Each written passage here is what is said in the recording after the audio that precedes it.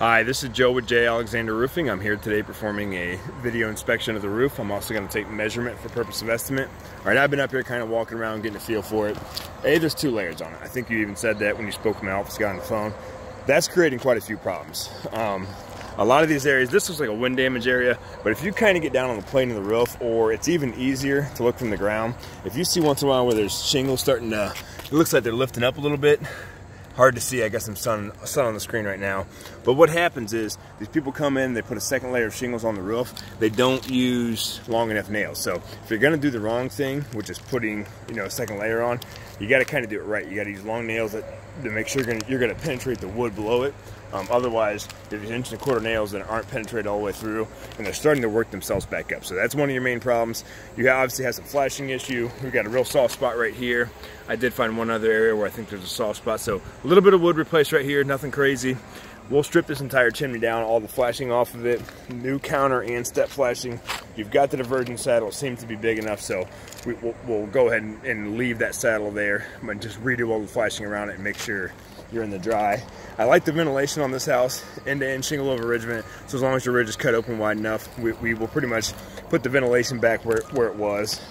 Come over here, you don't have a lot of flashing, but what you do have has been caulked. So what we do in situations like this, we actually pull your siding off, replace all the flashing that's underneath the shingles and the siding that you don't see, and then put you back together. Right here where it's been caulked right there, we'll redo all the flashing around there, and that's everywhere. So you've got it on each side of this back bump out porch. We'll pop that siding off, all new flashing, put you back together like you're supposed to be, and you'll be good to go. We also put kickouts to make sure your water is, filtered towards the gutter. A lot of this green could be because all this water's running up the side. We will actually kick this area right into your gutter, control the water a lot better, and obviously I'm going to price out your gutters like you requested as well. Right there, we'll clean all that up, all new flashing. Might have to replace the J channel. It'll all be built into the price. This section right here, we're probably going to want to come through with a low slope membrane. This seems to be under a 2-pitch. I'm going to throw my gauge on it.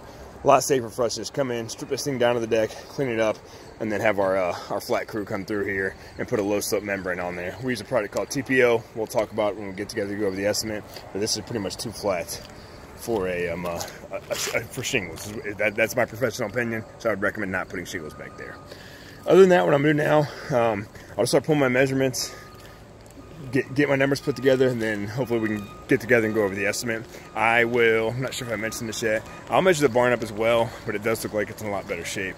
That'll be up to you whether you guys want to entertain doing the barn roof as well. Joe with J. Alexander Roofing performing a video inspection. One last thing, I think you do have a dip around this. It feels a little bit soft around this pipe. It's hard to tell on my phone, but it does seem to dip around there pretty good. That'll pretty much do it. Thanks. Bye.